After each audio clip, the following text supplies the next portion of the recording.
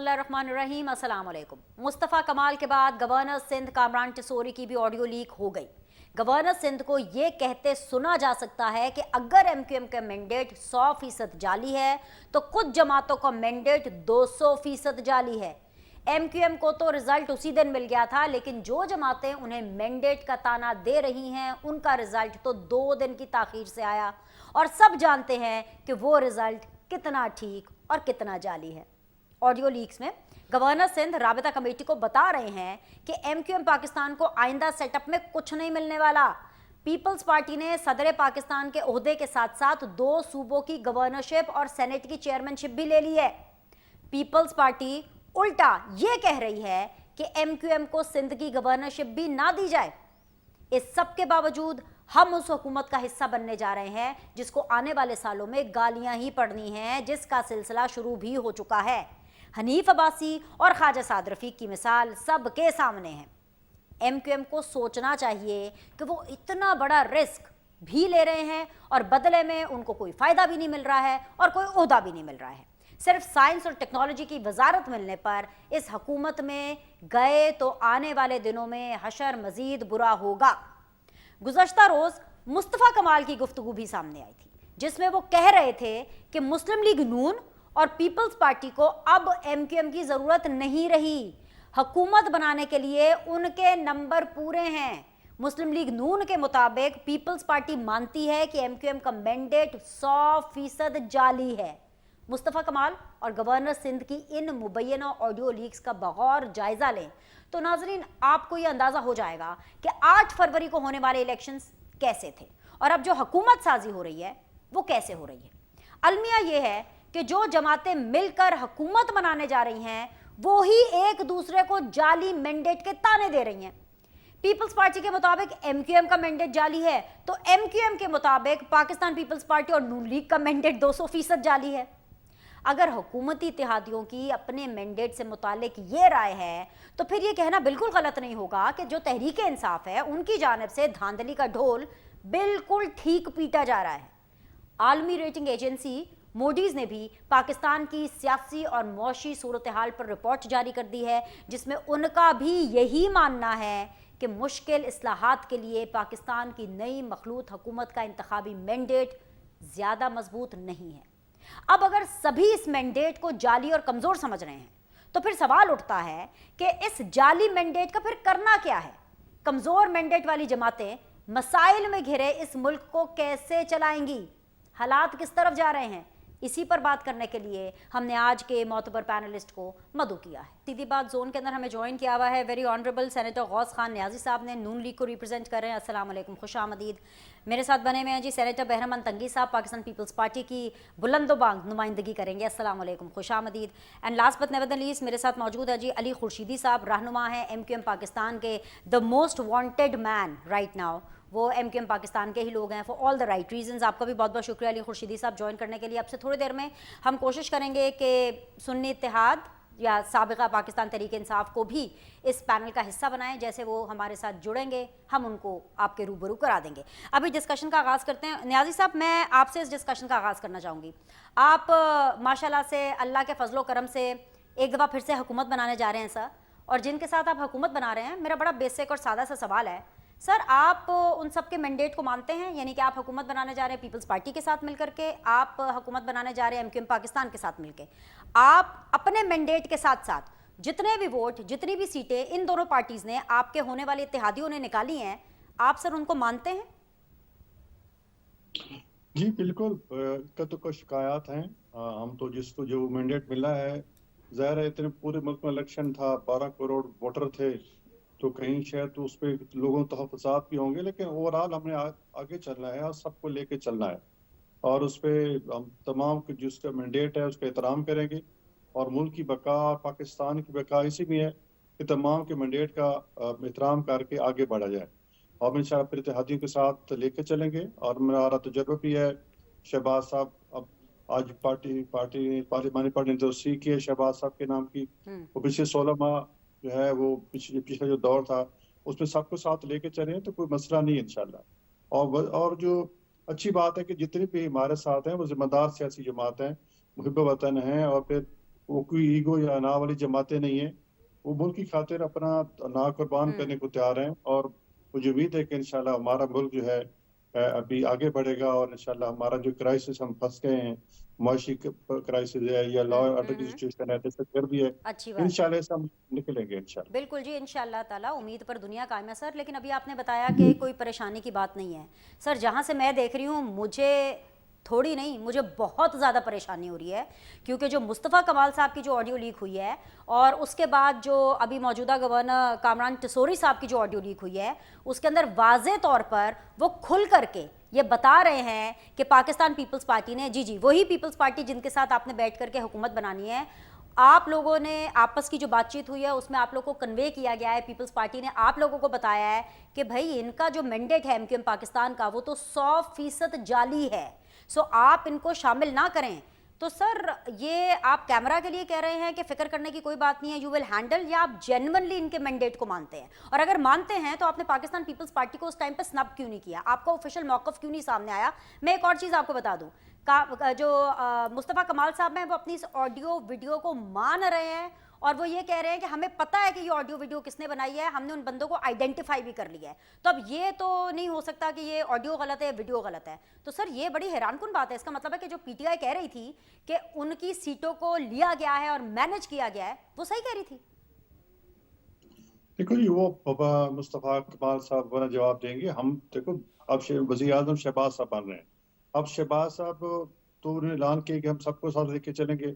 हमारी पार्टी की जो पार्लिमानी पार्टी है उसमें ये फैसला है कि सबको साथ लेके चलना है। अगर किसी का कोई मैंडेट जाली है, या कोई समझता है कि इसका मैंडेट जाली है, जिसको सीटें दी गई हैं, तो उसके लिए कानूनी रास्ता मौजूद है, कोर्ट्स में जाएं, और अगर जाली है तो उसको गलत साबित करें, तो फिर दोबारा इलेक्शन हो बहुत जाएगा। अच्छी तो बात उसके आपने की नियाजी साहब, लेकिन क्या शहबाज शरीफ साहब को ये फर्क नहीं पड़ता कि जिन लोगों के साथ वो हुकूमती बेंचेस शेयर करेंगे उनका मैंडेट 100% जाली है कि 100% असली है? ये तो कुछ तो रिस्पॉन्सिबिलिटी सर आप पर भी आती है। और अगर इस सबके क्लैरिटी के बावजूद अगर आपने इनको अपने साथ बेंचेस पर बिठा लिया, तो आपको भी सर इक्वली कसूरवार समझा जाएगा?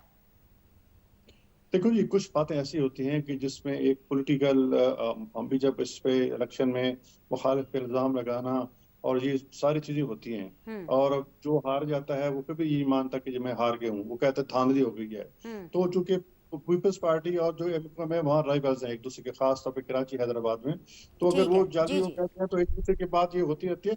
लेकिन हमने आगे चलना है, आपने ठीक है। सबको साथ लेके बिल्कुल चलना जी, है, इसके मैंने भी अलावा आगे चलना है। बिल्कुल जी, मैंने भी आगे चलना है, मैंने भी बाकी पैनलिस्ट को साथ लेकर के चलना है। मेरे साथ रहिएगा, डिस्कशन का सिलसिला जारी है। सेकंड राउंड में दोबारा आपकी तरफ आऊंगी मैं।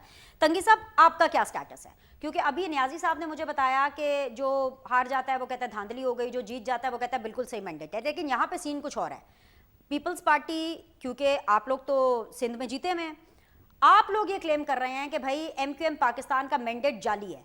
सर, तो बैठना है आपने इनके साथ इत्तेहादी हुकूमत में, नहीं बैठना है? आपका क्या स्टेटस है? मुझे बताइए कि आप इनका मैंडेट मानते हैं, नहीं मानते? नहीं मानते तो क्यों नहीं मान रहे? जरा ऑन रिकॉर्ड चीज रखें ना। आप पीछे मीटिंग्स में कोई और बात करते हैं, कैमरे पर आकर कोई और बात करते हैं। बिस्मिल्लाहिर्रहमानिर्रहीम। बिनिश, पाकिस्तान पीपल्स पार्टी के स्टैंड और बिलावल भुट्टो जरदारी साहब के स्टैंड तो इलेक्शन से 6-7 महीने पहले भी बिल्कुल वाजे हैं, और चैनल्स पे भी है, रिकॉर्ड पे भी है कि बिलावल भुट्टो जरदारी साहब पहले इलेक्शन का मुतालबा करते थे, फिर इलेक्शन की तैयारी की और इलेक्शन वक्त पे होने की बहुत जोर देता था। अभी इलेक्शन हो गया है। अभी इलेक्शन के बाद बिलावल भुट्टो जरदारी साहब ने नफरत की सियासत और तकसीम की सियासत को अक्सर मुस्तरद किया है। आप आज की स्टेटमेंट देख ले, कल की स्टेटमेंट आप देख ले कि उसने एक्स चेयरमैन पीटीआई के को भी कहा था कि आप आए, अगर आप हुकूमत बना सकते हैं तो आप हुकूमत बनाएं, लेकिन ये नहीं चल सकता है कि आप खुद भी हुकूमत नहीं बनाते हैं, और अगर तमाम जमहूरी जमातें मिलकर इस मुल्क को मुश्किलात से मेरे प्यारे भाई तंगी साहब, निकालने मेरे प्यारे भाई तंगी साहब, जरूर आप लंबी बात कीजिएगा जितना आपका दिल करता है सर, लेकिन इस वक्त भूल जाएं आप पीटीआई को, आप इस वक्त ऑपोजिशन को भी भूल जाएं। इस टाइम पर मेरी स्क्रीन पर ये जो 3 विंडो कट हुई हुई है ना, ये तीनों जो पार्टिसिपेंट्स हैं, ये हमारी आने वाले दिनों में, ये 2-4 दिन की ये हुकूमत है सर।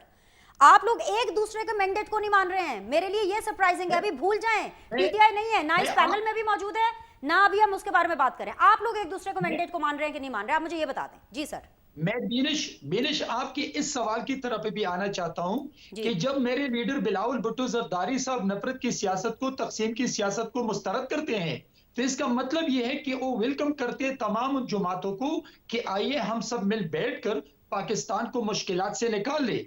और इलेक्शन के दौरान बहुत तलखियां भी हो चुकी हैं, तलख अल्फाज के और जुमलों का तबादला भी हो चुका है, लेकिन एक दफा फिर for the sake of democratic system Bilawal Bhutto Zardari साहब मियां साहब के पास आए और बैठ के, ताकि हम जमहूरियत को आगे ले जाएं, हम और टाइम ट्रांजेक्शन, डेमोक्रेटिक ट्रांजेक्शन करें। तो मेरे समझ में पाकिस्तान पीपल्स पार्टी एहतराम करती है तमाम उन जमातों की मैंडेट का, जाकि अगर हम आज फिर एक दफा नफरत की सियासत करें, एक दूसरे पे इल्जामात लगाने की सियासत करें, तो मेरे ख्याल में इस वक्त पाकिस्तान जो मुश्किलात से दूचार है, कौन जिम्मेदार होंगे? बिलावल भुट्टो जरदारी सर साहब की आप स्टैंड होंगे, क्लियर है सॉरी टू से सर, कि नहीं आप होंगे, क्योंकि जो ऑडियो लीक हुई है मुस्तफ़ा कमाल साहब की पहली वाली, उसके अंदर मुस्तफ़ा कमाल साहब क्लियरली अपनी राबिता कमेटी को ये ब्रीफ कर रहे हैं कि उनको ये कन्वे किया गया है हुकूमती इत्तेहादियों की तरफ से, पीपल्स पार्टी या नून लीग की तरफ से, कि पीपल्स पार्टी ये कह रही है कि आपका मैंडेट 100% जाली है, तो सर आप रिस्पॉन्सिबल होंगे। And what democracy sir are you talking about? आप मेरे बड़े मोहतरम भाई हैं, आप बड़े डेमोक्रेट हैं, लेकिन सर ये किस जमहूरियत की बात कर रहे हैं? 100% जाली लोगों के साथ सिर्फ जमहूरियत के नाम पर आप चलेंगे? या तो फिर आप माने कि अगर इनका मैंडेट ठीक है तो फिर आपको कोई ताकत नहीं रोक सकती जमहूरियत को आगे लेके जाने के लिए, लेकिन अगर एमक्यूएम पाकिस्तान का मैंडेट जाली है, जो कि आप मीटिंग्स में बात कर रहे हैं, तो आप किस मुंह से इनको अपने साथ बिठाएंगे सर?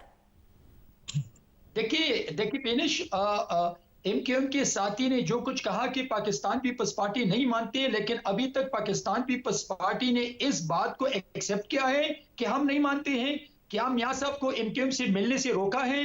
क्या पाकिस्तान पीपल्स पार्टी ने एमक्यूएम को हुकूमत में शमूलियत करने से उनकी कोई स्टेटमेंट आ चुकी है? ये बात तो आप एमक्यूएम के भाई से पूछ सकते हैं, वो जवाब दे सकते हैं। लेकिन पाकिस्तान पीपल्स पार्टी के स्टैंड बिल्कुल क्लियर है कि तमाम जमातें, तमाम जमहूरी जमातें मिलकर पाकिस्तान को इस वक्त मुश्किलात से निकाल दे, कल के दिन के लिए, मुल्क के लिए, इदारों के लिए। और मैं समझता हूं कि यही वो स्टैंड है जब मौलाना साहब ने कहा था कि लॉकडाउन करे और इलेक्शन में हिस्सा न ले, लेकिन बिलावल भुट्टो जरदारी साहब ने सेनेट में भी इलेक्शन में हिस्सा लिया, तमाम जिमनी इलेक्शनों में हिस्सा लिया, पार्लियामान को हाली नहीं छोड़ा। इसी वजह से आज अगर आपकी फोर्थ टाइम ट्रांजेक्शन हो रही है, तो ये उस दिन की पॉलिटिकल विजन है जो आज आपके सामने और पूरी दुनिया के सामने आ रही है, जो इलेक्शन हो गया। मुख्तलिफ क्वेश्चन और हो रहे हैं, उंगलियां उठती हैं, लेकिन फिर भी जब मजबूत जमहूरियत के लिए हम सब मिलकर आगे बढ़े, ठीक है, ताकि मुल्क और इदारों का नुकसान ना हो। ठीक है जी, बिल्कुल, मैं भी आगे बढ़ रही हूँ एमक्यूएम पाकिस्तान की तरफ। अली, यहाँ पर अभी जो सिचुएशन है ना, मेरे टेलीविजन शो में, मुझे नहीं पता ये मीटिंग में क्या हो रहा है, ऑडियो लीक्स भी हमारे सामने, आपने उसको एक्सेप्ट भी किया, लेकिन मेरे टीवी शो में या आपके सामने नियाजी साहब भी कह रहे हैं नहीं जी हम एहतराम करते हैं, अब आगे बढ़ेंगे। ये पीपल्स पार्टी भी कह रही है हम मैंडेट मानते हैं, एहतराम करते हैं, आगे बढ़ेंगे। सर मेरा सवाल आपसे अलग है, इन्होंने टीवी के ऊपर आपका मैंडेट मान लिया है, लेकिन उस रिकॉर्डिंग के अंदर यह भी कहा गया है कि आपका मैंडेट 100% जाली है, तो आप लोगों ने इनको जवाब दिया कि इनका मैंडेट 200% जाली है। तो 200% जाली वालों के साथ अब कैसे हुकूमत शेयर कर लेंगे, सिर्फ एक वजारत के लिए या सिर्फ एक गवर्नरशिप के लिए? मतलब मुझे समझ नहीं आ रही है किस तरह का पाकिस्तान को आपने आगे लेकर के बढ़ाना है और चलाना है। ऑडियो। पीपल्स पार्टी के दोस्तों की भी बात सुनी। मुझे ऐसा लग रहा था कि एमक्यूएम एक नई जमात है और वो पहली मरतबा इलेक्शन कंटेस्ट कर रही थी। भाई 1987-88 से एमक्यूएम पाकिस्तान शहरी सिंध के इलेक्टोरल पॉलिटिक्स में एक्टिवली पार्टिसिपेट करती आई है एंड ओवरवेलमिंग मेजॉरिटी रही है राइट फ्रॉम 1987-88 टू 2013। 2018 के इलेक्शन में क्या हुआ था क्या नहीं हुआ था वो एक लंबी डिस्कशन है। एवरीबडी नोज, पाकिस्तान का एक एक बच्चा जानता है कि उस इलेक्शन में क्या किया गया था। ठीक है, 2024 के इलेक्शन में एमक्यूएम ने अपनी पोजीशन वापस रीगेन की है। रीगेन करने में लाजमी सी बात है जो सियासी मुखालफीन है उनका काम है, वो ये बात कहेंगे, लाजमी सी बात है कि 2018 में जब पीटीआई को उठा के शहर की 14 कौमी असेंबली की सीटें दे दी गई थी, उनकी सीटें जब हमने उनके एक्चुअल वारिसों के पास आ गई, शहर कराची के वाहिद नुमाइंदा जमात के पास आ गई है, तो उनका शोर करना तो बनता है। अच्छा, दूसरी बात यह कि उस डिस्कशन में या उस मुबैना ऑडियो लीक में मेरे ख्याल से क्लैरिफिकेशन आ चुकी है। मैं यही कह रहा हूं ना, मैं आपसे गुजारिश कर रहा हूं कि जो ऑडियो आज आई है, कल तो मुस्तफ़ा कमाल सीनियर डिप्टी कन्वीनर ने उसको ऑन भी किया। अच्छा, मेरा इस पूरी ऑडियो लीक जो हुई है उसमें जो मेरा पॉइंट ऑफ कंसर्न है ना, वो कंसर्न ये है कि ये लीक कैसे हुई। देखें, विद इन पार्टी रैंक जो डिस्कशन होती है, ऑब्वियसली उसमें तमाम लोग जो है अपना पॉइंट ऑफ व्यू पेश कर रहे होते हैं, खुल के बात कर रहे होते हैं, और जब हम मीडिया के सामने आते हैं तो एक कंक्रीट बात लेकर आ रहे होते हैं। तो ये इंप्रेशन देना कि जी ये जाली मैंडेट है, भाई कोर्ट्स आजाद हैं, इलेक्शन कमीशन बैठा हुआ है, ट्रिब्यूनल बैठा हुआ है, वहां जाएं। अगर किसी को लगता है कि जी ये एमक्यूएम का मैंडेट जो है वो जाली है, तो वहां जाएं और क्लेम करें। अच्छा, पीटीआई तो गई भी है, कोर्ट्स में गए हुए, और हम कोर्ट्स में फेस करेंगे। एग्जैक्टली उसी तरह देखिए 2018 में जब ये सिलसिला हुआ था ना, तो हम कोर्ट्स गए थे। आसान रास्ता क्या होता है, बजाय इसके कि मैं आके मीडिया बैशिंग करूं, प्रेस कॉन्फ्रेंसेस करूं, मेरे पास जो फोरम मौजूद है इस पाकिस्तान में, मैं उस पे जाऊंगा ना। 2018 में हम गए इलेक्शन ट्रिब्यूनल में। अली, मुझे अलाउ कीजिएगा, आप ही के साथ हूं, सप्लीमेंट्री क्वेश्चन मुझे प्लीज ऐड ऑन करने दें कि ये बेशक आपका प्रोरोगेटिव है कि आपने किस फॉरम पर जाना है और आपने क्या लाइन ऑफ एक्शन लेना है। आपने मीडिया पे फाइट लड़नी है कि आपने इलेक्शन कमीशन में जाके लड़नी है कि आपने कोर्ट्स में लड़नी है, व्हाट्सएवर। लेकिन सर, ये आपका कंसर्न हो सकता है एज ए पॉलिटिकल पार्टी कि ये ऑडियो लीक कैसे हुई, but as a Pakistani and as a political commentator, sir मेरा कंसर्न ये नहीं है कि वीडियो लीक कैसे हुई। मेरा कंसर्न ये है कि उस वीडियो में, इस ऑडियो में, जो कि आपके गवर्नर साहब हैं, वो ये कह रहे हैं कि पिछली दफ़ा तो हमें फिर भी 7 सीटें मिली थी, इस दफ़ा तो हमें कोई सीट नहीं मिली, हमें वोट ही नहीं पड़ा, जो इंतखाबात हैं उनमें हमें वोट नहीं मिला है। ये जो एक जुमला है ना सर, ये एको कर रहा है अभी तक मेरे दिमाग के अंदर। मेरे लिए ये कंसर्निंग है। अगर आप इसको एड्रेस करेंगे तो मुझे भी क्लैरिटी मिल जाएगी और आपके देखने वालों को भी मिल जाएगी। बाकी किसने लीक की, कैसे लीक की, वो आप इंटरनली मामला देख सकते हैं सर। अच्छा, मैं उसके कंटेंट पे आ जाता हूँ ना, उस ऑडियो के। भाई क्या है कंटेंट उसमें ये मौजूद है कि जी पीपल्स पार्टी के दोस्त ये बोल रहे हैं कि जी मैंडेट जाली है। यही है ना असल जो पॉइंट ऑफ कंसर्न है, वो क्या है भाई? पीपल्स पार्टी और एमक्यूएम पाकिस्तान की राइवलरी जो है पिछले 15 सालों से, अगर मैं स्पेसिफिकली लास्ट 15 सालों की बात करूं, तो मुतलकुल अनान इस सूबे पर हुक्मरानी पाकिस्तान पीपल्स पार्टी के पास है। ठीक है, शहर सिंध का हाल 2008-10 में, अगर मैं अपनी कॉन्स्टिट्यूंसी शहर कराची की बात करूं, तो शहर कराची जो है वो 12 तरक्की करने वाले शहरों में शुमार होने लगा था 2010 में। 2023 की मैं रिपोर्ट उठा के पेश कर रहा हूं, अपनी बात नहीं कर रहा। 2023 में मेरा शहर जो है वो worst livable city, 4th worst livable city में उसका शुमार होने लगा है। तो मेरा सवाल करना बनता है, पीपल्स पार्टी के पास हुक्मरानी थी और पीपल्स पार्टी का नेचुरली मेरे अगेंस्ट बात करना बनता है। अच्छा, ये सारी बातें जो है, गवर्नर भी आपके अगेंस्ट बात कर रहे हैं, मैं, गवर्नर को भी समझाइए, गवर्नर साहब को भी समझाइए। वो कह रहे हैं हमें इस दफा वोट नहीं पड़े। जी सर, लेट मी कंप्लीट। जी जी, वेरी लेट मी कंप्लीट। देखिए, ये सारी बातें जो है ना, पाकिस्तान पीपल्स पार्टी के दोस्त ये कहेंगे ना। अच्छा, अगर उनकी बात को थोड़ी देर के लिए मान लिया जाता है, तो जब स्पीकर और डिप्टी स्पीकर का इलेक्शन हो रहा था आज से 3 दिन पहले, तो सीएम साहब खुद हमारे पास तशरीफ लाए, हम जब असेंबली में बैठे हुए थे, कि भाई हम चाहते हैं कि जी स्पीकर और डिप्टी स्पीकर के इलेक्शन में जो है वो एमक्यूएम हमें वोट करे। बट क्या हुआ अल्टीमेटली? एमक्यूएम पाकिस्तान ने जो है वो उस मैंडेट का एहतराम करते हुए जो शहरी सिंध से हमें मिला है, हमने कंटेस्ट किया इलेक्शन, चाहे वो स्पीकर का हो, चाहे वो डिप्टी स्पीकर का हो। सीएम का इलेक्शन भी एमक्यूएम की जानिब से मैं नामजद हुआ था वजीर आला सिंध के लिए। तो बात यह है कि देखिए, वो इलेक्शन टाइम होता है, इलेक्शन मोड होता है, उसमें सियासी जमातें बहुत सारी बातें कर रही होती हैं, और यकीनन जब इस फॉर्मेशन की बात हो रही है इस गवर्नमेंट की, तो आप ये बात जानते हैं कि जो एक्सेस बैगेज 2018 से 22 तक का था, वो 2023 की जो मुश्तरका पीडीएम प्लस जो एमक्यूएम इत्यादी हुकूमत बनी थी, उनको उठाना पड़ा ना, चाहे वो पेट्रोल प्राइसेस की सूरत में हो, चाहे वो इन्फ्लेशन बढ़ने की सूरत में हो। तो हम जिस फाइनेंशियल क्राइसिस में मौजूद है मेरा मुल्क, मेरा आपका मुल्क, उसमें हम किसी भी ये फैंटेसी का शिकार नहीं हो सकते। हमें देखें, ब्रॉडर पिक्चर में आना पड़ेगा। बड़ी सियासी जमातें, चाहे वो मुस्लिम लीग नून हो, चाहे वो पीपल्स पार्टी हो, ठीक है, ब्रॉडर पिक्चर जो है वो तमाम चीजों को कैरी करना होगा। Just hold it there. I also want to look into the broader picture. Broader picture क्या है? कल नेशनल असेंबली का सेशन है, ब्रॉडर पिक्चर हम आज ही दिखा देते हैं। एक ब्रेक लेते हैं, ब्रेक के बाद वापस आएंगे। मैं पूछ लेती हूँ कि कल क्या होने वाला है। परसों ये लोग इकट्ठे बैठ रहे हैं, नहीं बैठ रहे हैं, हुकूमत में होंगे नहीं होंगे, क्योंकि बाद में कुछ और बात करते हैं, टीवी के सामने आके क्या बात करते हैं। तो जो टीवी पे जो बात है वो हम जरा इसको रिकॉर्ड पे ले आते हैं। एक ब्रेक लेते हैं, विल बी बैक।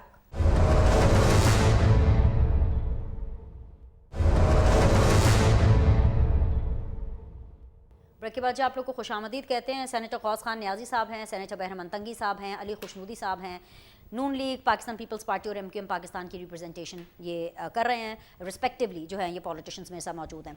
नियाजी साहब, क्या है ग्रेटर पिक्चर, क्या है बिगर पिक्चर, हुकूमत क्या है? मुझे पता है कल सेशन है, कल बहुत से लोग ओथ ले लेंगे, बहुत से लोगों से मेरा मुराद है बिकॉज आई डोंट नो कि वेदर सुन्नी इत्तेहाद वाले कल आएंगे और ओथ लेंगे कि नहीं लेंगे। मुझे शायद ऐसा लगता है कि शायद आकर के ओथ ले लें और फिर उसके बाद आप लोगों के लिए बाद में जाके बाहर प्रॉब्लम क्रिएट करें नेशनल असेंबली से बाहर। लेकिन सर अभी पीटीआई थोड़ी सी इररेलेवेंट है इस सेगमेंट में भी। मेरा सवाल आपसे ये है कि आप पीपल्स पार्टी के साथ तो बैठ रहे हैं और आप उनको नवाज भी रहे हैं, या पीपल्स पार्टी आपको फुल सपोर्ट दे रही है, एमक्यूएम को आप बिठा रहे हैं सर? बिगर पिक्चर क्या है, कुछ हतमी मुझे अंडरस्टैंडिंग दे सकते हैं आप? जी बिल्कुल, एमक्यूएम को अपने साथ बिठाएंगे। अगर पीपल्स पार्टी और एमक्यूएम का मसला है तो उनका आपस में बीच का मामला है। हम तो जो कि एक वज़ीर आज़म के लिए शहबाज साहब नामजद हो गए हैं, और जहाँ जब शहबाज साहब नामजद हुए थे चौधरी शुजात के घर, तो उस वक्त एमक्यू भी हमारे साथ थी और छोटी पार्टी भी हमारे साथ थी। और सबको मिला के इंशाल्लाह जब ख़वातीन की सीटें ऐड हो जाएंगी तो 2/3 मेजॉरिटी के साथ इंशाल्लाह शहबाज साहब वज़ीर आज़म होंगे। और हम तो चाहेंगे कि जो सुन्नी इत्तेहाद काउंसिल है, पीटीआई है, वो भी असम्बली का हिस्सा बने, ठीक है। और एक प्रॉपर जो है वो जो है ना वो जमहूरी निज़ाम का हिस्सा बने, और फिर पॉजिटिव तनकीद भी करे। यही जमहूरियत का असर होता है कि पोजीशन होती है, हुकूमत होती है, फिर बीच पे जाके मसाइल का हल निकाला जाता है। ज़ाहिर है, और मुझे ये लग रहा है कल इनके स्पोकमैन जो शेख अफजल मरवत, वो कह रहे थे कि शायद हम ओथ लेंगे। ठीक है, ओथ लें, बाईकाट करें, जो करें, हम तो उनको उनकी मर्जी है। हम तो हुकूमत आप चलाना है, आप ज्यादा दे दो, 21 दिन के अंदर इजलास होना जरूरी होता है। ये अलग बात है कि सदर साहब ने जब इंतहाई मतलब गैर जिम्मेदारी का मुजाहरा किया है। और इससे पहले भी जब शहबाज साहब वजीर आजम बने थे, अप्रैल 2022 की बात है, तो उस वक्त भी उन्होंने हलफ नहीं लिया था, चेयरमैन सेनेट ने हलफ लिया था। तो इसमें ये मुझे तो बड़ा अजीब लगता है इनका रवैया। जब सदर जो है वो पीटीआई के सदर बना हुआ है तो उनसे आप क्या तवक्को रख सकते हैं? पर अगर वो जो भी करे, हम इंशाल्लाह एक जिम्मेदार हुकूमत बनाएंगे, और सारी पार्टी इसमें जिम्मेदार, पीपल्स पार्टी हमारे साथ है। आपने सर बात की कि पीपल्स पार्टी और एमक्यूएम पाकिस्तान के बीच का मामला है, और फिर आपने जिम्मेदारी की भी बात की। एक चीज़ तो खैर आपने बिल्कुल ठीक की, जो कि मुझे भी नज़र आ रही है कि शहबाज शरीफ साहब जो है वो तो वज़ीर आज़म बन ही जाएंगे। लेकिन सर ये जो बीच का मामला है ना, इसमें, और जो जिम्मेदारी की आपने बात की, बीच के मामले में फंसेंगे भी शहबाज शरीफ साहब, और जिम्मेदारी भी ज़्यादा आनी है शहबाज शरीफ साहब पे। उन बेचारों ने क्या परफॉर्म करना है? वो तो पीपल्स पार्टी और एमक्यूएम के बीच में मसले मसाइल ही हल करते रहेंगे सर।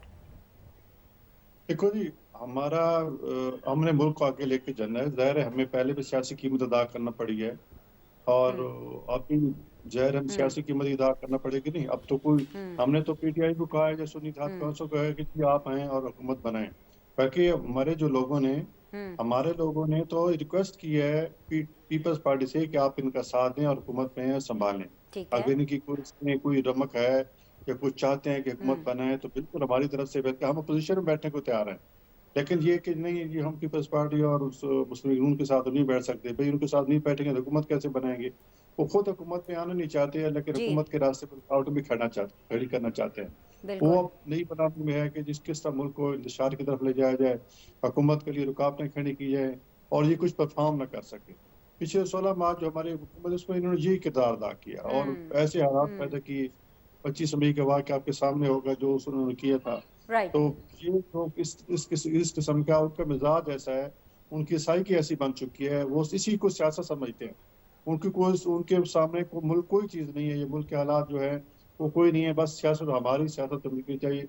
हमें पॉपुलर लीडर बनने का शौक है, वो पॉपुलर लीडर तो बन जाएंगे। ज़ाहिर है अवाम की महंगाई में मसाइल बहुत ज़्यादा हैं, अवाम तपे हुए हैं। मसाइल न्याजी साहब बहुत ज़्यादा हैं। यहीं पे ज़रा इस थॉट को होल्ड कर लें, क्योंकि मुझे तंगी साहब की तरफ जाना है। तंगी साहब, ये जो मसाइल का जिक्र न्याजी साहब कर रहे हैं, इससे डबल और गंभीर मसला जो है वो ये है कि मोडीज़ का तो आपको पता ही होगा, वो जिसकी पूरी दुनिया सुनता है।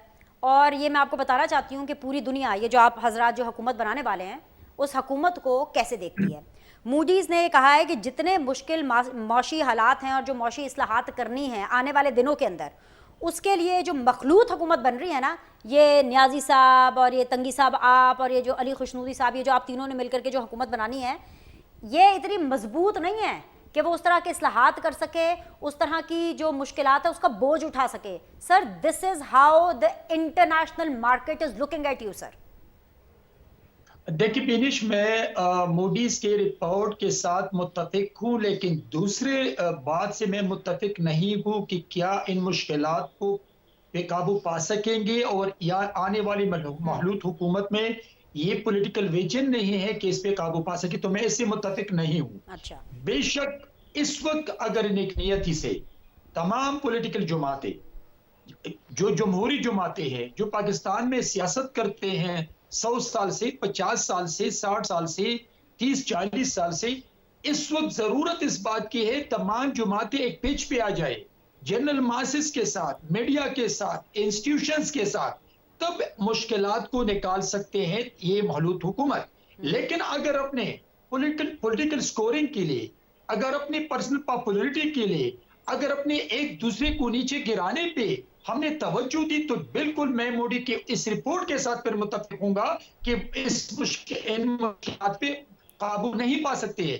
लेकिन मैं समझता हूं कि तमाम जमातों ने बहुत कुछ सीखा, तमाम पॉलिटिशियन ने सीखा, लेकिन अगर किसी ने नहीं सीखा वो है एक्स चेयरमैन पीटीआई के और एक्स पीटीआई के लोगों ने, जो कि 9 मई के बाद एक मौका आया और 24 तारीख को 8 फरवरी पे इलेक्शन होके OMNS बन गए, OMPS बन गए, एक सूबे में हुकूमत बनने जा रही है उनकी, जो हाँ जो जी हम सर, ख्याल आज है या आज जो आज ओथ टेकिंग उनकी हो गई है और वहां पर जो हैपनिंग मनाजर नजर आए, मतलब मैंने मैं उसके बारे में भी बात मैं करनी है। आप मुकम्मल कर लें सर जी, कर लें, मुकम्मल कर लें। मैं बीनिश यही कह रहा हूं कि पाकिस्तान की तमाम जमातों ने, पॉलिटिशियन ने बहुत कुछ सीखा है, लेकिन इन लोगों ने नहीं सीखा। आज सूबिया शाह को देख लें, अगर सूबिया शाह के हाथ में घड़ी है तो ये उनकी स्टैंड है, लेकिन गाली देना, उन पे लोटे पहनना, उन पे छिलके पहनना, उन पे जूते पहनना, एक खातून के साथ, एक मेंबर के साथ, मैं आपको बता रहा हूं, जो आप पीटीआई का लफ्ज इस्तेमाल करते हैं, मैं एहतजाज करता हूं,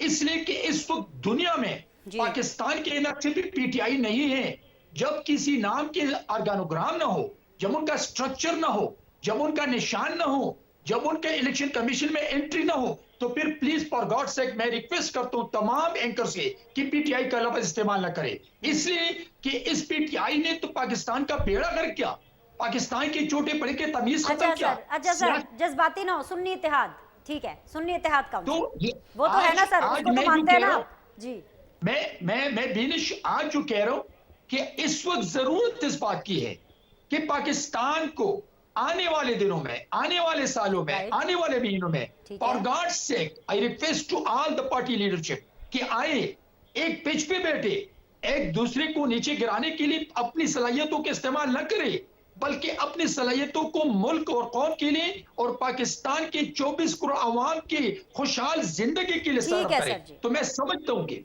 ये सब चीजें मुमकिन है। ठीक है जी। ये अली, एक बड़ी एक इम्पॉर्टेंट डेवलपमेंट आई है, सवाल छोड़ जाती हूँ, उसका जवाब मुझे ब्रेक के बाद प्लीज़ दीजिएगा, सोच भी लीजिएगा इस ब्रेक में कि आपने क्या जवाब देना है। अली, बिलावल ने हमें कल बताया था कि 2 आइन शिकनी के जो मुकदमात हैं वो आरिफ अलवी साहब के ऊपर चलने चाहिए, और जाहिर सी बात है, एक तो ज़ाहिर उन्होंने सेशन नहीं बुलाया, और एक जो माजी के अंदर उन्होंने असम्बली तहलील करने की कोशिश की, जिसके ऊपर ऑफ कोर्स कोर्ट की भी अपनी जो है वर्डिक्ट वो सामने है। आज ख्वाजा आसिफ साहब भी यही कह रहे थे कि आरिफ अलवी साहब के ऊपर आइन शिकनी के जो मुकदमात हैं ना वो बिल्कुल होने चाहिए। सर, कल को आप हुकूमत का हिस्सा बनेंगे, अलवी साहब का जो ताल्लुक है वो आपके शहर से है, कराची से ज़ाहिर बात है उनका ताल्लुक है, तो आप इस आइन शिकनी वाले मामले में ऑन बोर्ड हैं? क्या आपको भी लगता है कि आरिफ अलवी साहब के अगेंस्ट जो है आइन शिकनी के मुकदमात होने चाहिए? सोच लीजिए इसका जवाब, मैं ब्रेक के बाद आके लेती हूँ।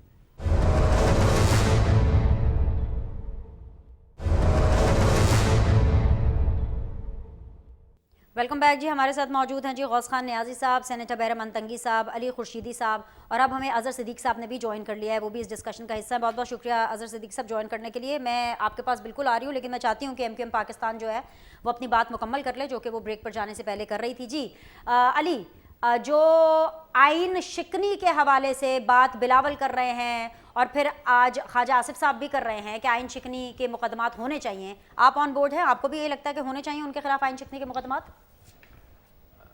देखें, स्वीपिंग स्टेटमेंट तो नहीं दूंगा मैं, मगर बात यह है कि एक आइनी ओहदे पर मौजूद सदर पाकिस्तान का जो किरदार रहा है 2022 की हुकूमत की तश्कील के वक्त, तो वो भी एक मुतनाज़ा रहा है। और अभी फिर यही जो कौमी असम्बली का इजलास बुलाने के लिए जो चीज़ें की गई, तो यकीनन अगर कोई कंक्रीट चीज़ आती है इस पर, तो एमक्यूएम पाकिस्तान के जो माहिरीन है, कानूनी माहिरीन, उसको यकीनन कंसिडर करके राब्ता कमेटी जो है वो डिसाइड करेगी कि इस पर क्या स्टांस लेना है। बट समहाउ जो स्टांस प्रेसिडेंट ऑफ पाकिस्तान का होना चाहिए था वो उस अंदाज से नहीं था। और ये आज की बात नहीं है, ट्रैक रिकॉर्ड रहा है कि 2022 के बाद उन्होंने ऐसी दो तीन मौके ऐसे उन्होंने उनका स्टांस रहा है कि उस पर शायबा यही होता है कि ये आइन शिकनी के जुमरे में आता है। तो इस पे यकीनन कानूनी माहिरीन जो है वो राय देकर फिर राब्ता कमेटी इस पर फैसला करेगी। ठीक है, और हुकूमत में तो आप बैठ जाएंगे ना, इसकी तो आप अनाउंसमेंट करने वाले हैं, ऐसा ही है ना? देखें, बात मैंने आपको शुरू में भी ये बात कही थी कि जिन मुआशी हालात में ये हुकूमत बनाई जा रही है वो कोई आइडियल नहीं है। अगर प्रैक्टिकली किसी भी जमात से बात की जाए कि भाई आइए और हुकूमत कीजिए, तो शायद वो इस पोजीशन पे नहीं होगी। जो माशी खराबियां पैदा की गई थी 2018 ऑनवर्ड से लेकर 2022 तक, उसका खमियाजा भुगता है 2022 से 23 वाली हुकूमत ने, और उसी मोड में ही इलेक्शन कंटेस्ट किया है। इलेक्शन हो गए, नंबर्स वाजे हो गए। इसके बाद ये कि तमाम ही जमातों को एक्स्ट्रा ऑर्डिनरी होकर और थोड़ा सा मैग्नेनिमिटी शो करनी होगी।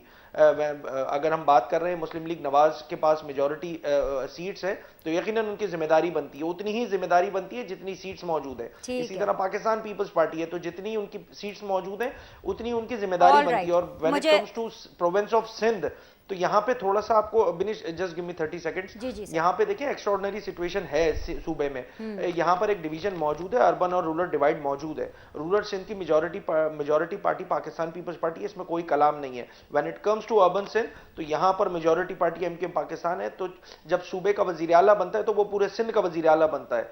तो इस पे अगर तमामी जमातों को जब एक्स्ट्राऑर्डिनरी एफर्ट्स करने की जरूरत है, तो हमारा भी पॉइंट सिर्फ इतना सा है कि ये शहर की हालात, इस शहरी सिंध के हालात, और इस शहर का मैं स्पेसिफिकली इसलिए कहता हूं क्योंकि ये एक फाइनेंशियल हब है, 60 to 70% रेवेन्यू कमा के देता है इस पाकिस्तान को। तो अगर इसके हालात बेहतर होंगे तो अल्टीमेटली फायदा इस सूबे को होगा और इस पाकिस्तान को होगा इन माशी हालात। सर इतना कमा के ना भी दे भाई, मेरी तो सिंपल ये अंडरस्टैंडिंग ये है कि कोई कमर्शियल हब हो, मौशी हब हो, इकोनॉमी हब हो या ना हो, लेकिन वहां पर पाकिस्तानी रहते हैं और पाकिस्तान का हर कोना, जहां जहां पे पाकिस्तान बसता है, उसकी डेवलपमेंट, उसका फिक्र, उसका ख्याल हर हुकूमत की जिम्मेदारी है और होनी चाहिए। मैं अजहर सिद्दीक साहब के पास आना चाहूँगी। अजहर साहब, मुबारक लेने फिर से, ये नताइज की नहीं, ये आपके मौक़िफ़ की मुबारकबाद दे रही हूँ, क्योंकि आप लोगों का मौक़िफ़ था कि आपका मैंडेट चोरी हुआ। उसकी तो एंडोर्समेंट जो है वो मुस्तफ़ा कमाल साहब कर रहे हैं उनकी ऑडियो लीक में, और फिर उसके बाद जो कामरान तसोरी साहब हैं वो कर रहे हैं। तो बस मुबारकबाद ही हो सर। मैं I rest my case, the mic is all your sir. बहुत शुक्रिया बिनिश। देखिए, हक और सच की फतह होती है। अभी तो आपके हाथों की मेहंदी खुश्क ही नहीं हुई, अभी तो वज़ीर आज़म नहीं बने, अभी तो पूरा हालात ही नहीं बने। और देखें रब की कुदरत, देखें सच्चाइयां सारी मुंह पे आ गई हैं। आज मैं मुराद अली शाह को भी सुन रहा था, वो कह रहे थे जनाब उनका मैंडेट, उनका वोट बैंक बड़ा है, यानी 2/3 अक्सरियत दे दी है। वो जिन्होंने देनी थी उन्होंने दी है ना, अवाम ने थोड़ा दी है। अवाम ने तो अपने राय दे दी, यानी पाकिस्तान तहरीक इंसाफ से बल्ले का इंतखाबी निशान ले लिया गया, जहेज का सामान दे दिया गया। उस जहेज के सामान के बावजूद भी हम जीत गए, और सबूत अब आप लोगों के साथ मौजूद है। आज जिक्र कर रहे हैं, अच्छा क्या आज कौम को इकट्ठा करें, भाई कौम को इकट्ठा करना था उस वक्त जब पाकिस्तान तहरीक इंसाफ को आप रख के 200 झूठे केसेस हो रहे हैं, इमरान खान के खिलाफ इलेक्शन कमीशन जिस तरीके से कार्रवाइयां कर रहा था, तब किसी को ख्याल नहीं आया। अब जब देखा है ना कि नहीं, पाकिस्तान तहरीक इंसाफ एक बहुत बड़ी सियासी जमात है और वोट बैंक अवाम उनके साथ है, तो माफी मांगनी चाहिए इन्हें कौम से। सबको पहले माफी मांगनी चाहिए कि बिल्कुल वो 9 मई वाले वाकों में पहले भी आपको कह चुका, हम मुजम्मत करते हैं, जिन लोगों ने किया उनके साथ करें। अगर ये 9 मई का मौका दुरुस्त मान लिया जाए, फिर तो कौम ने फैसला दे दिया। आपको तो वो मानना है जो कौम ने फैसला दिया है, कौम ने फैसला दे दिया, कौम नहीं मानते इस तरह के किसी भी बयानिए को। अब है आगे चलना कैसे है, बड़ी वादे बात, बड़ी सिंपल। सर इन्होंने तो सर अजहर सिद्दीक साहब, आपने कहा माफी मांगे, ये करें, माफी तो दूर सर, ये हुकूमत बनाने जा रहे हैं, कल सेशन है, ओथ लेंगे और मुझे लगता है 3 तारीख को हो जाने काम, हुकूमत बन जानी है, माफी शाफी भूल जाए। बेनिश, तारीख दुरुस्त रखनी चाहिए जी। ज़ुल्फ़िकार अली भुट्टो साहब की तारीख आज आप दुरुस्त करने जा रहे हैं। Pakistan Peoples Party Supreme Court में एक रेफरेंस है 186 के तहत, उसमें तारीख दुरुस्त करने जा रहे हैं। यानी कि ये ना हमें आप आज की तारीख तो दुरुस्त कर लें। आज जो आप इमरान खान के साथ हो रहा है, क्या भूल गए हैं? यानी आज अगर वो फेविकॉल में जोड़ के रखा हुआ है, या वो सारे इदारों ने आपस में आपको लाकर यहाँ खड़ा कर दिया है। आपका काम था, यानी वो लोग जो बात करते थे वोट को इज्जत दो को, वो जो बातें करते थे आज मुंह से क्या, यानी ख्वाजा आसफ देखें हमारे पे इल्जाम है बड़ी वजाहत के साथ था, तो ये था कि हमारे साथ जनाब एस्टेब्लिशमेंट है। अच्छा, कैसी एस्टेब्लिशमेंट थी हमारे साथ? क्या अगस्त 2018 में हुकूमत आई, अप्रैल 2019 में ख्वाजा आसफ ने कहा उनसे रहा। ख्वाजा आसफ तो आज और मान गए, वो तो कह रहे कानून साज किया जनरल कमर जावेद बाजवा, जनरल फैज हमीद कराया करते थे आकर, आज तो वो भी मान गए। तो आज के मुंह से बैठे ये कहेंगे, और पाकिस्तान पीपल्स पार्टी को अगर थोड़ा सा वोट जायद मिला भी है तो वो इस वजह से था कि उन्होंने नून लीग के खिलाफ बयानियां चला। चलिए, पाकिस्तान पीपल्स पार्टी को अजहर साहब मिल गया, आपने उसका क्वेश्चन भी बता दिया कि उन्होंने एंटी पीएमएलएन बयानिया किया, बल्कि मैं तो आगे जाके आपको भी जरा करेक्ट कर दूं कि उन्होंने एंटी पीएमएलएन बयानिया नहीं, पीपल्स पार्टी ने एंटी नवाज बयानिया चलाया है। शहबाज शरीफ के साथ सर ओके की रिपोर्ट है, बिल्कुल ओके है, कोई सीन खराब नहीं है। नवाज शरीफ के साथ प्रॉब्लम थी, लेकिन सर आप लोगों को कुछ नहीं मिला है। शनाख्त भी चली गई पाकिस्तान तहरीके इंसाफ की, वो सुन्नी इत्तेहाद वालों को सर रिजर्व सीट्स नहीं मिल रही हैं, वो मतलब आप लोगों ने तरजीही फहरिस्तें ही जमा नहीं कराई, चूक हो गई सर चूक हो गई, यू मिस द बस। चूक नहीं हुई, सुनिएगा, देखिए इलेक्शन कमीशन एक बायस्ड इदारे के तौर पर चल रहा है। मैंने आज लाहौर हाई कोर्ट में सेक्शन 215 चैलेंज किया, जिसमें इंतखाबी निशान ले लिया जाए तो आइन का आर्टिकल 17 की खिलाफ वर्जी है।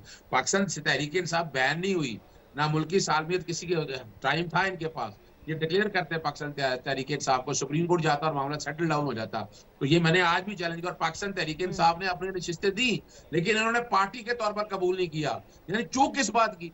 चूक तो इस बात की है ना कि हमें पाकिस्तान, यानी इन्होंने इलेक्शन कमीशन किस हद तक चला गया, ये बाकी सियासी जमातों को कमाल की बात है। बजाय ये कि तारीख दुरुस्त करें और आगे कहे नहीं जी पाकिस्तान तहरीक इंसाफ जो है सियासी जमात है, इतनी बड़ी सीटें ली हैं आप उनका वो, अच्छा ये कैसे आगे वो आगे हमें दे, यानी शर्म से डूब मरने का मकाम है। वो शेड के मुताबिक सीटें मिलनी है आपको इस तरह सीटें नहीं मिलनी है। आप कहेंगे जनाब वो हमारा हिस्सा भी हमें हिस्सा मुताबिक जुस्सा मिलना है, आर्टिकल 51 पढ़ लें, उसमें प्रोपोर्शनेट के मुताबिक मिलनी है, वो राइट हमारा है। हमने देखे इत्तेहाद किया या हम पाकिस्तान सुन्नी तहरीक के साथ चले गए, तो ये जो लिस्ट का ना ये रूल ठीक है सर जी, ठीक है जी, एक ब्रेक लेते हैं, ब्रेक के बाद वापस आएंगे, फाइनल राउंड ऑफ डिस्कशन होगा, will close the show.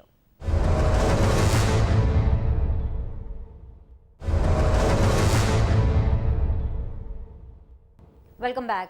Niazi साहब, पाकिस्तान तहरीक इंसाफ के आपने हालात, जज्बात, ख्यालात सुन लिए, इनको कैसे आप इंगेज करेंगे एक तो ये बता दें, लेकिन उससे भी पहले जो मैं चाहती हूँ कि आप एड्रेस करें कि आपको मुबारकबाद हो, मरियम नवाज साहिबा चीफ मिनिस्टर पंजाब तो बन गई हैं, लेकिन जो चीफ मिनिस्टर है ना वो अपनी काबीना के बगैर कुछ नहीं होता।